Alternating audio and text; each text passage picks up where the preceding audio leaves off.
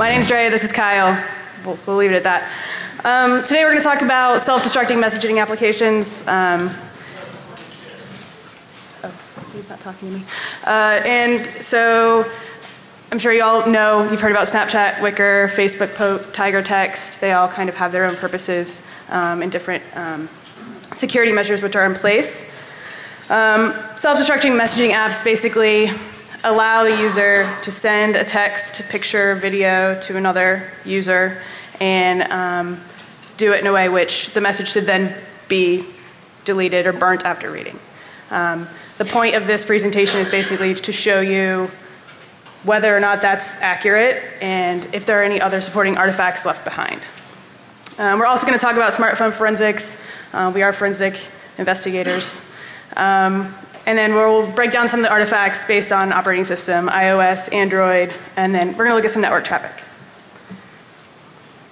The three apps that we're going to focus on, Snapchat, Facebook Poke, and Wicker, they are a very small subset of the whole, as I'm sure you know, but obviously we had to focus on just a few. So our testing protocol, we wanted to look at the process from cradle to grave. So we're going to look at network traffic analysis, application program interface, so API review, device analysis, sorry about that guys, and that is an empty slide. Okay. So for testing, we looked at iPhone 4s running iOS 5 and 6, Samsung Galaxy S3s running Jelly Bean and S3 Mini, and then we use Cellebrite Physical Analyzer and Access Data and PE+. These are just a few of the forensic applications available for doing mobile forensics. And we'll talk about a few of those in a minute. So the questions that we want to ask, where do the apps store data? We'll talk about the user plist on an iPhone. Is data cached in multiple places? We're going to talk about metadata and then the data itself on an Android. Is the data encrypted? And we're going to talk about the differences between apps like Wicker and Snapchat and their intentions, why they exist. Are the messages recoverable? We're going to show you that in some cases, yes they are. And is there supporting evidence present? So we'll talk about empty files that show that there was an image present at one point in time and the evidence we can use from those files to tie back to metadata and show the conversations happened, when they happened, and kind of what happened. So mobile forensics has come a very, very long way. It started out where investigators basically just had the phone itself. They took pictures of whatever they saw on the screen, and that was the evidence that they could kind of communicate. We are now at a point where mobile forensics has gotten so intricate that we can actually recover memory off of a phone and full forensic images, physical images from devices with tools, hardware and software-based tools. These are a few of those tools. We've got the Cellebrite, Lantern, MPE+, like I discussed before, even NK7 claims to have some pretty good forensic capabilities. Like I said earlier, we're focusing on the Cellebrite Physical Analyzer and MPE+. So in the next few slides, we're going to go through preservation on iOS devices. Generally speaking, there are a lot of similarities with Android, but we'll discuss a little bit of the differences between them. So iPhone 4S and newer, there are chipset requirements that prevent extraction. It's not OS related. That is kind of something that is misconstrued in the community. It is the chipset. It's not the operating system that prevents you from getting a physical preservation. But the 4 and older, we're actually able to get a full physical capture of the device. That includes a full copy of flash memory. It does require jailbreaking the phone. And there is a possibility of the file system being encrypted. So you may be able to get all this awesome information and not really be able to read it. And as I said, iPhone 3G, 3GS, and iPhone 4. So file system preservation. We're actually able to get a full copy of the file system. You're not going to get like that unallocated space. This is kind of what the file system would look like in EnCase, for example. It also requires jailbreaking for acquisition. It's an unencrypted copy of the file system because it's more logical than physical. And these are the devices that you can pull that kind of preservation from. If we're forced to or unable to get a logical or physical acquisition, we will do just basically an iPhone backup. We'll use iTunes, and we'll get whatever iTunes can collect. Here's some of those items: photos, contacts, SMS, and app data. And that's available on all iOS devices. And during preservation, we can do physical preservation, which will temporarily root the phone, similar to like jailbreaking an iOS device. And in some cases, we use a bootloader for Samsung and Nokia phones. Logical extraction, again, will give you the file system, application data, SMS, email, multimedia. So Snapchat is the first app that we're going to talk about. While Snapchat positions itself as an ephemeral messaging application that's supposed to be used for lighthearted exchanges with friends, it's not hard to imagine that, some of that could be abused. This is just a few articles that we did a simple Google search on, showing how Snapchat has been used to do, less than innocent type of activity. Snapchat generally has had a reputation for being a sexting app, but with 150 million messages sent a day, it's hard to believe that those are all sexts, right? But it's also, that would be really, well, yeah. But it's also likely that it's not a trivial portion, right? There's going to be a good handful. And this is just going to, it kind of explains just in the last year how the growth of Snapchat has exploded, how many messages have been sent since 5.12 up through 4.13. This is a snippet from the law enforcement guide. Kind of what we want to focus on here is law enforcement even acknowledges that there is an ability to recover the image files from an image of a phone. And they say, well, as long as you don't open them first, we can recover them. And we kind of say the same thing. I think that there's always going to be supporting evidence, like we mentioned before. But the key is, if you're an investigator, you get one of these phones and you see that the Snapchat application is installed, obviously we don't want to be opening those images. All right, so I went through several rounds of using Snapchat to exchange messages between iOS 5 and 6 devices. And then we used Celebrite Physical Analyzer to gain full physical and file system extractions on each unit. So I started trying to determine if I could find the content that backed up this information that you see on the screen, right? This is just an image of what Snapchat exchange would look like on a phone. So basically what I did after taking that image is I ran a keyword search for my usernames, and then I found this. This is a user.plist file. For those of you who are familiar with plist files, they are used by OS X and iOS to store configuration information and other settings. They have two formats, binary and XML. This file was unencrypted, and the test that we ran showed that it existed not only on the file system extractions, but it was also accessible by iTunes backup, which is interesting. If you're able to get a backup off of the image of a computer, for example, you might be able to get this information without having the phone itself. So we opened up the user.plist file in Xcode, and this is what it looks like. There were some things that were immediately interesting. We saw usernames, Unix timestamps, and what appears to be message IDs. So we have this metadata, but it's not clear how these things are associated yet, which users received which messages when and with what message IDs. So we looked into the plist format a little more and found that the user.plist was actually an NS-key archiver object, which is data structure that Apple provides to developers to allow them to store objects and values in a plist file. Parsing that plist it's a cool, really very cool tool from CCL Forensics. It's CDBPS Python module, and it shows that the plist contained a number of objects. Those related to this interchange of information are displayed in this slide here. There were a bunch of other objects that were either null or not decoded. They include device token, module verification, snap privacy, image caption. We just didn't recover any of those in our testing. Okay, so the snaps object itself. It contains a list of the snap objects on the device, each of which contains metadata for the snap message that was sent or received by the user. And it appears that the snapped object is the backend storage of the list of messages shown to the user in the message list. Each snapped object contains the following elements, as you can see. And then again, we had some elements that were either null or not decrypted.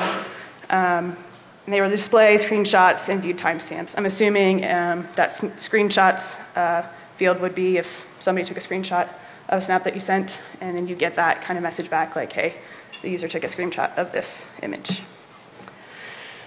So with the knowledge of the plist file and its structures, you can decode it and then prepare a table that looks kind of like this.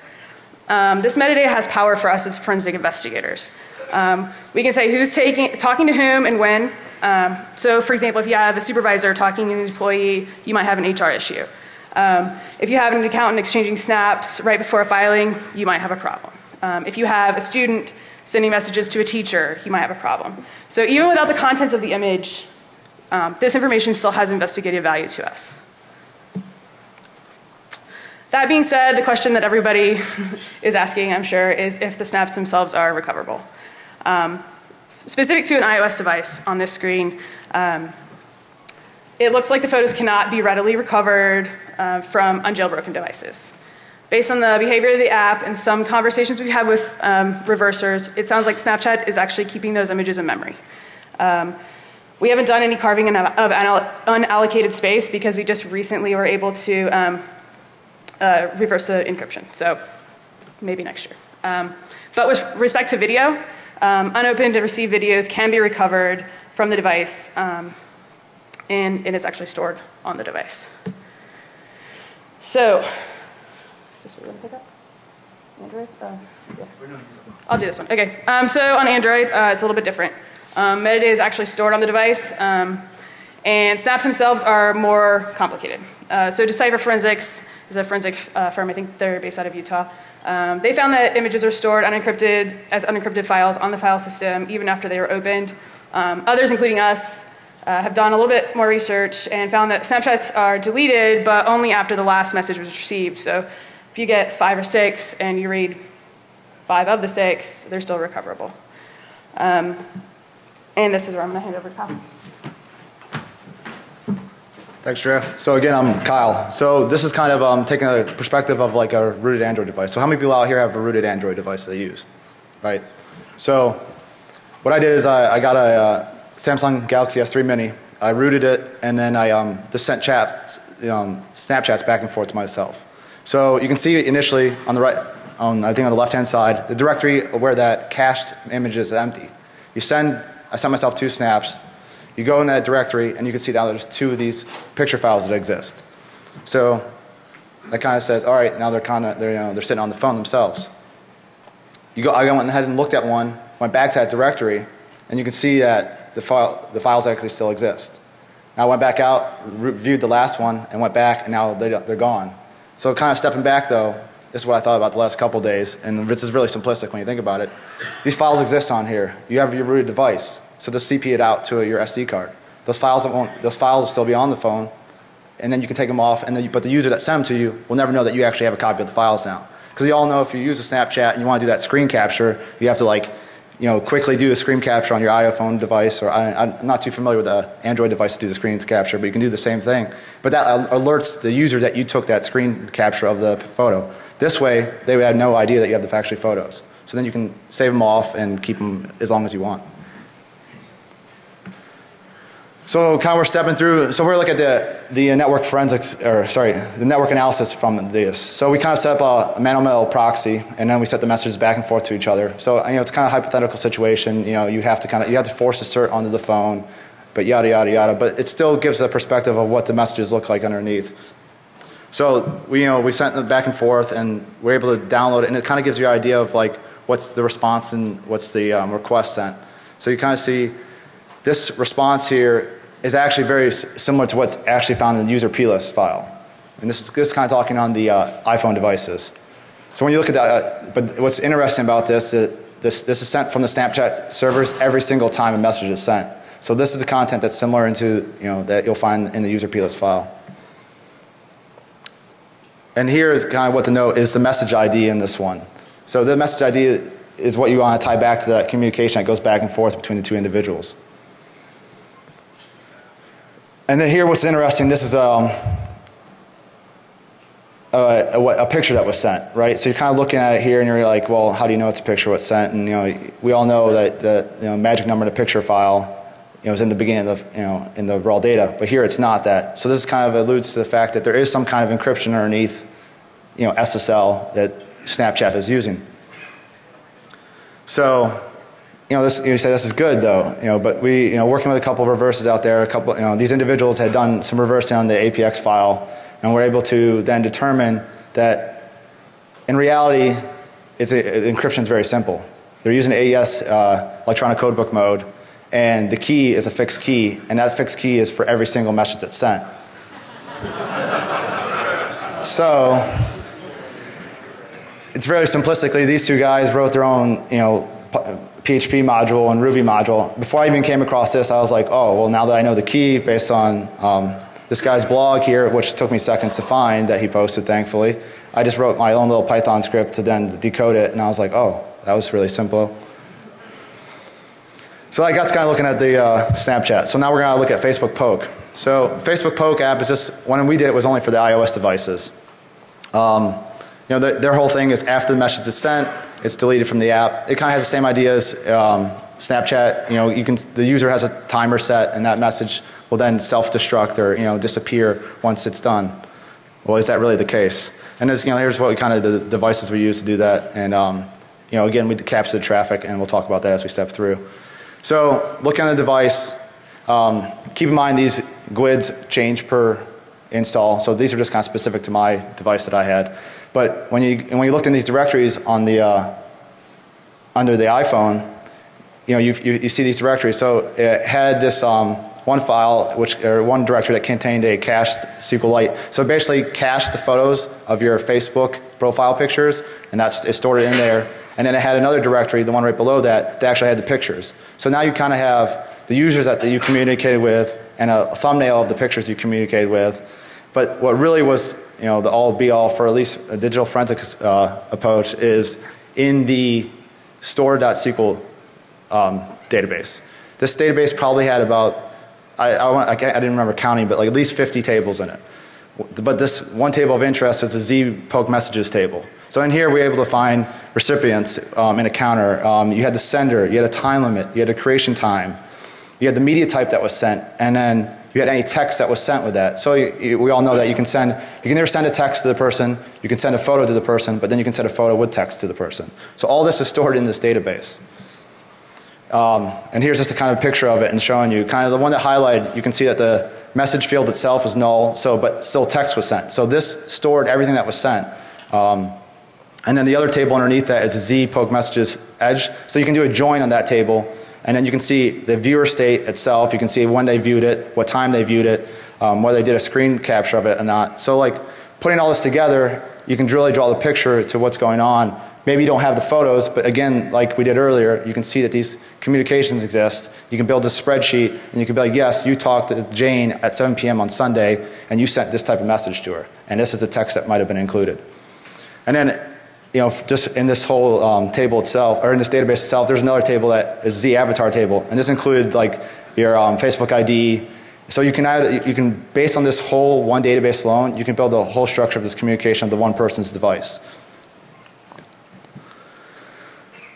So this is another, snapshots is kind of a transition directory on iOS devices. When you kind of hit the home screen, it takes a snapshot of the message, the app you're in. So a snapshot of the message home screen was actually saved inside this directory. So you have what is to be like a communication. So the user can clear this kind of tracking of the communication they're having. But if not, and you exit the app, it takes a screenshot of it. In Facebook's post case, they left, when they programmed it, they left that function on. So then you can see now messages that were sent and when they were sent to individuals.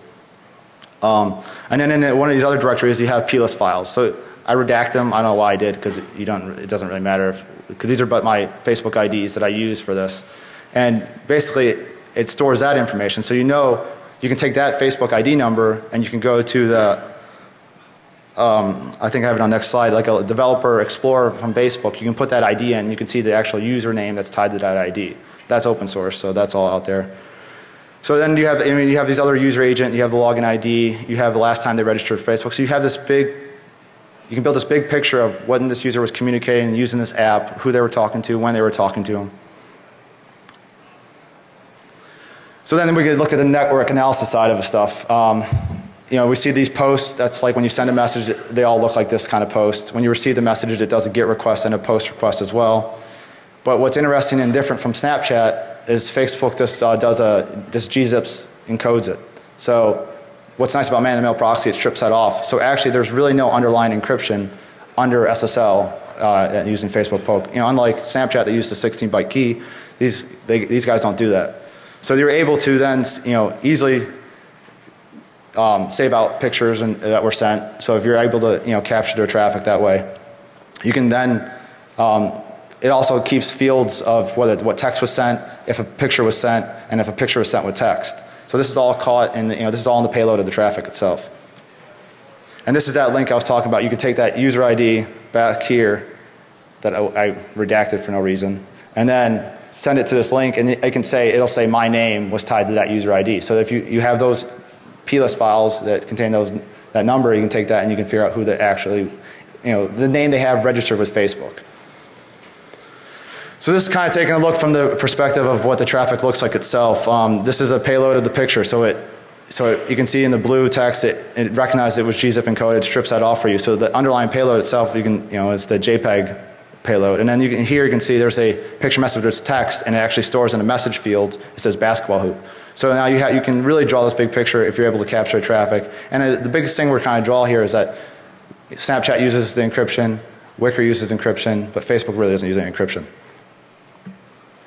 So lastly, we took a look at Wickr, and you know, we kind of did the same kind of approach. You know, they claim to leave no trace. Their device, or their app is, you know, FIPS, you know, 140-2, HIPAA, NSA, Suite B compliant, and they use AES-256 encryption. So the idea here was to kind of show, we did two fun apps, you know, Snapchat and Facebook Poke, but we kind of look at a corporate level, one that's more targeted towards the business folks. So in doing the analysis and doing the physical extraction of the device, the iOS device, you know, you still have these directories under, you know, based on the GUIDs, but contained in all of them, I wasn't finding anything of interest. Either they were empty, files were all nulled out, contained no content, and it had some plist files, but it had all the information that regarded to the directory of interest. So, I mean, nothing that you didn't already know that was stored in these plist files. And then looking at the network traffic side, I'm like, well, maybe there's something in the network traffic itself, and then we can pull out there. You know, all the messages that were sent looked like that, you know, that PHP file was sent. All of them looked like that downloaded. The only thing I was able to really do, because after that it was still encrypted. You can take a baseline that when I send a text versus sending a picture versus sending a video, the payload itself was, you know, obviously larger, which we would expect. But if you have no baseline, you still can't say whether a picture was sent or just text was sent or just, you know, a video was sent. And then the only thing I found that just stood out immediately is that the first 5 bytes of each of the payloads were the same. And then you can argue that, you know, well, you can still, you know, grab that phone, you know, that picture might still be in memory, and then, you know, if you did a memory extraction, you'll be able to then get that picture. Well, no, it's still cryptographically protected. Each of the keys are initiated for each user each time. So this is kind of like what it looks like under, this is the payload in man-to-mail proxy. So you can see it's nothing. I mean, it's all scrambled. I didn't do crazy cryptanalysis on it, not like I used to do, but I didn't want to spend time doing that. And, you know, so it was just kind of highlight that they're doing what they said they're doing. They're encrypting the payload. You can't get anything out of it. And this is a sample of a received message that was sent. So I mean, you can see between the two, the first 5 bytes are similar, but that's about it. So kind of to summarize it all, on the iOS devices, what's of interest? Well, you have the user.plist file. On the Android devices, you have that XML file. They kind of link up to each other about the same. They contain the same amount of metadata, times of message was sent, whether it was a picture message, who the users were, how long the, was it viewed, when is it sent. And then what's specific to the Android device is that you have those cached images. And like as I said like earlier, like if you have a rooted device, you can copy those pictures out anytime someone sends you a Snapchat. Even before looking at it, you can see who sent it to you. If you don't open it up, you can CD to that directory and copy those out, and they'll never know that you did that. So some future research that we're kind of looking at doing is doing unallocated string searching. Why didn't we do that? Well, we spent a lot of time trying to do network traffic analysis and looking at the actual physical, like what else could we find in just open files themselves. And the big thing I was trying to do before I came here was to do the memory extraction of the Android devices using Lime. Since I have that rooted Samsung Galaxy S3 phone, I was like, I know these pictures are going to be in memory, but unfortunately the kernels I were using and they didn't have a configuration set that specifically used for Lime, but I'm going to figure that out because you can do it on different devices. I think it was just these Samsung devices, they configure the kernels differently. So that's really it. Here's some of the tools and sources we used, thanking those people as well. And we have some time, and I guess there's not a Q&A room anymore apparently, so we have some time left here. If you guys have any questions you want to ask, and we have 15 minutes, so if anybody has any questions. This is Drea and I. If you want to contact us, let us know, reach out to us. Okay.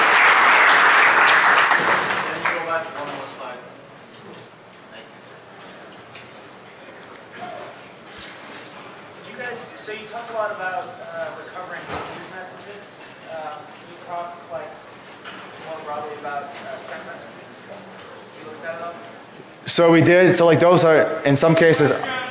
So sorry, the question was we talked about a lot of received messages. So did we have anything about the sent messages? So nothing that I came across when I was doing did I ever find any like of the sent messages I sent. I had some on the Android. Sometimes on the Android you'll have it in the same cache database. I'm sorry. Sometimes on the Android phone and the same cache database of the received messages, the sent messages will be there also. Yeah. Go ahead. I'm sorry. I don't know. Let's go ahead first. On Android snapshot, you mentioned that images are only deleted once the last image is viewed. Have you tried getting the app into a state where it believes that one image is always counting to keep the images stored?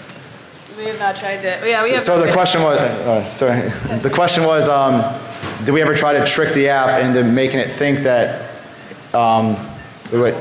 one more pending image so that we can see if they all? I didn't do that at all in my testing at all. Possibly could be done, and it would take a little more of reversing. I didn't personally reverse the APX on the Android devices, so we used a lot of previous open source research that did that. That might be something to think about and look at a little further and how can we trick it.